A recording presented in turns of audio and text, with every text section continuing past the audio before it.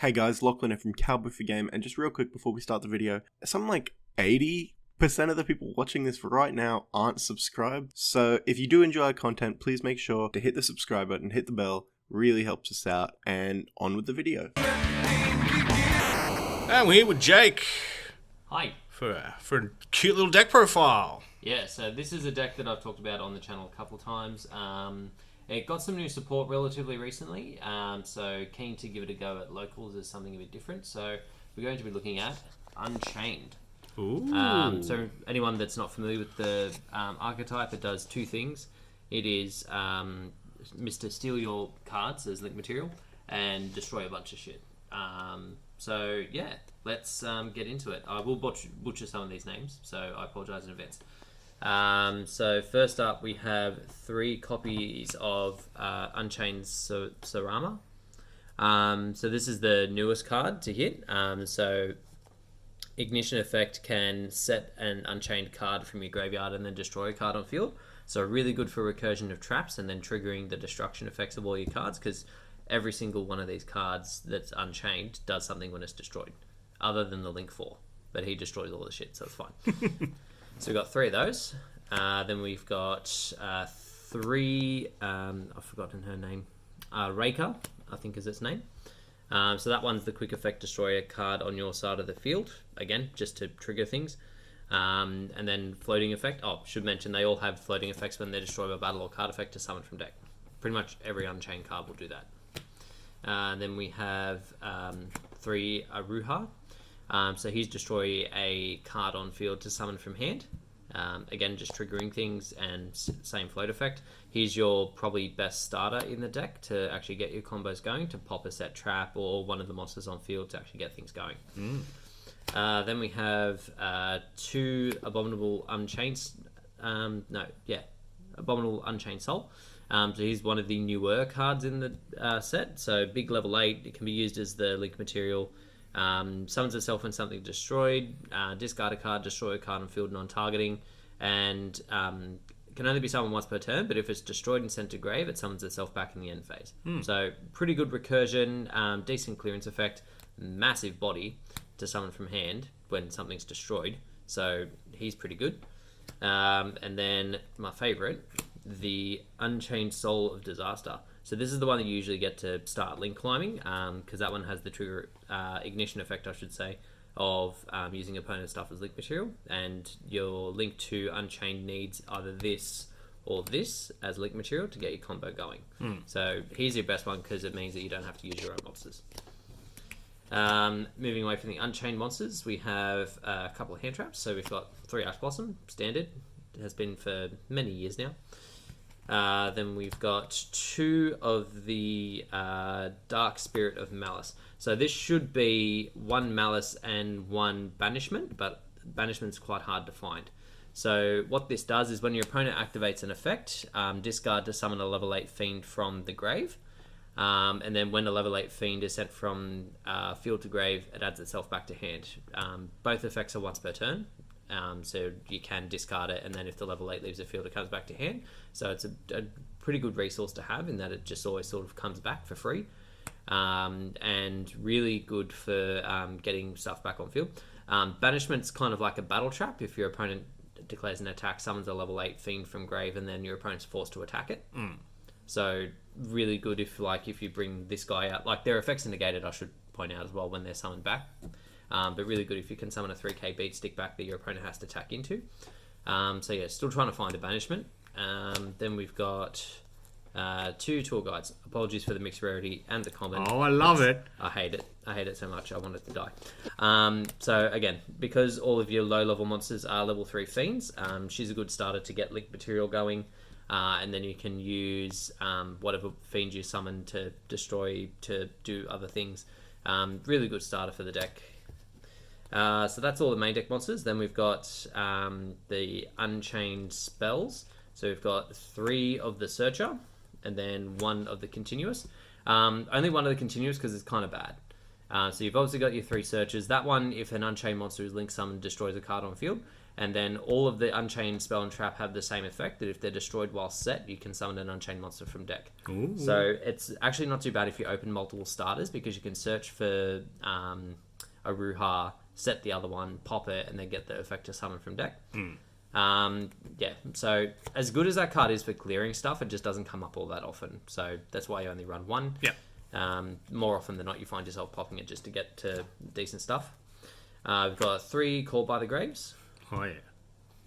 Because you need your Say no combos- more. You need your combos to go off. Say no more. Then we've got 2 Lightning Storm and 2 Dark Ruler No More. Yep. So one of the main things of this deck is obviously you need to be able to use your opponent's stuff to be able to clear the field. More often than not, your first turn, you're probably not aiming to do damage, you're just aiming to clear the board. Yep. So being able to turn it off, maybe get rid of some back row, and then start popping off using your opponent's stuff as link material, clear the board, and then set up to be able to steal their stuff on the next turn is like the ideal way to play. You probably could main more of those, but I think, like, because you're not always going to be going first, it's probably best to not go too heavy on this kind of stuff. Then we move on to traps. So we've got 3 of the... what's it called again? I always forget. Abominable Chamber of the Unchained. So this one... I'll just put them both there. And then we've got Escape of the Unchained. So this one is summon back an Unchained from grave, non-targeting. This one's target an Unchained monster on the field, and one card your opponent controls, destroy them both. And then both of them have, again, the same effects that if they're set, destroyed, they summon from deck. Yeah. So again, really good with the new guide, in that you can set that from grave. If you need the trap, keep it and pop something else, or you can pop the trap that you've just set from grave to then get its effect. And then finally for the main deck we have 3 Infinite Impermanents. All them secrets. Because some people need to be negated before you can do things. Yeah. Definitely going to come up with this format. Oh yeah. Alright, so that's it for the main deck. And then we move on to the site. So we have 14 blue cards and 1 mystery, which we'll reveal at the end. Ooh. So we start with... And by side you mean extra. Yeah, that one. I do that all the time. If you go back and check, I will call the extra the side all the time. You did put it to the side. Alright, so let's start with Unchained Soul of Rage, 3 of.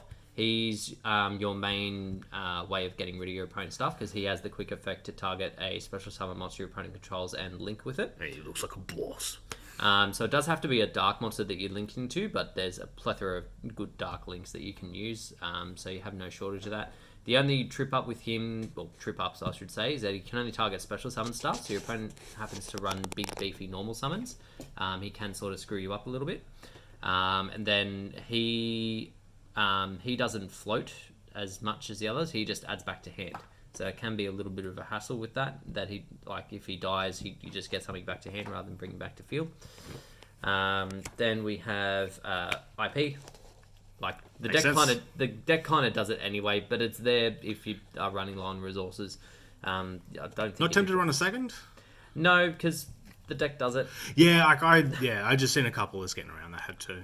But I never really, to be honest, I never put much thought into it. I went, oh yeah, cool. That's More linking off turn, but makes sense. Nightmare Phoenix. So before Nibiru was like the biggest problem in the format, my favorite board was usually that, because that way it gets around that problem that I mentioned before, in that like they can just beat over it. If you have Phoenix linked up to it, then they can't.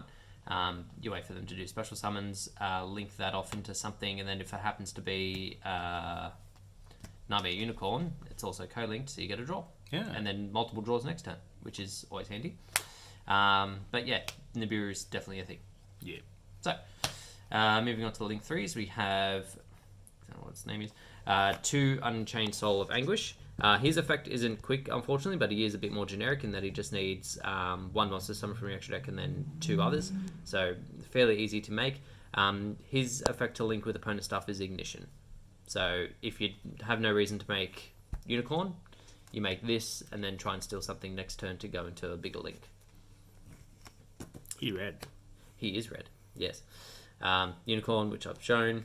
Trisbana, again, good Dark Link monster.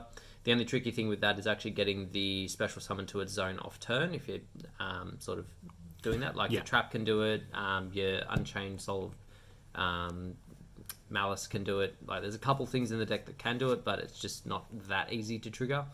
But handy in back row decks and stuff like that, where you might not be dealing with as many special summon monsters to be able to link with. And then we move on to the link 4s, of which there are many. So we have the big boy, which is Unchained Abomination. So his effect basically reads, when something happens, destroy something. So I think there's 3 opportunities for him to destroy something per turn. Yeah. If something's destroyed, he destroys. If something's destroyed by battle, he destroys. And in the end phase, he destroys. Yeah, I was going to say the end phase as well. Yeah, he kind of broke. And don't forget your end phase 1, though. Yeah, don't ever forget the end phase 1. Unless you're the only one with stuff on field. Then forget it. Then leave it. He's really good. Yeah. The only thing is, if he dies, he's probably not coming back. Unless you use one of the traps. Monster Reborn. Oh yeah, there's that too. Why don't I have that in the deck? Oh, problems for later. Then we've got Boral Sword, one of the game winners of the format. Here we go. Here's the other game winner. Access Code. Here the other he game is. winner of the format. Oh, that would go off in this. Well, a little bit. Well, if you can manage to get these both on the field at the same time, it'd be kind of busted. Yeah. So the only issue with Access Code is that you are generally only running 2 different types of link monsters, which is Dark and 1 random Phoenix. I use pop 1 card and run over stuff like a truck. Yeah, and making that with IP is pretty cool. Yeah, that's a possible thing too. So then some other ones are Topologic.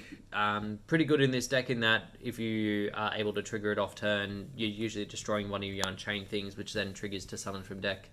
So if you do need to destroy multiple times a turn, that's always a possibility. Zeroboros. Yep. So if you're dealing with the banished deck, he is there. Not that this is the errated one, but you do obviously have the errata now that it activates in every standby phase, not just your own. So you're not leaving your field empty. And then the mystery card, Dingisu. Hey! So there's 2 8s in there? There's 2 8s in there. It can be tricky to summon because sometimes you're locked into fiends when you use certain effects. Yeah. But he's a good utility piece if you happen to get 2 level 8s on field and you feel that like linking and stuff like that's maybe not possible. And yeah, a bit of protection for your field as well if necessary. Look at that horse. That horse is amazing. Look at my horse. All right, we're so old. So yeah, that's the deck as it is at the moment. Haven't given it a proper go as yet, but yeah, we'll keep you updated in our podcasts, which you can find on the channel as well. If you have any suggestions for the deck or any questions about anything else, please comment below.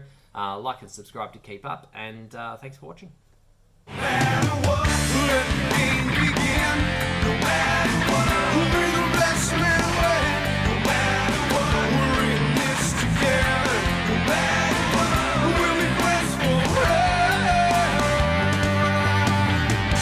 No matter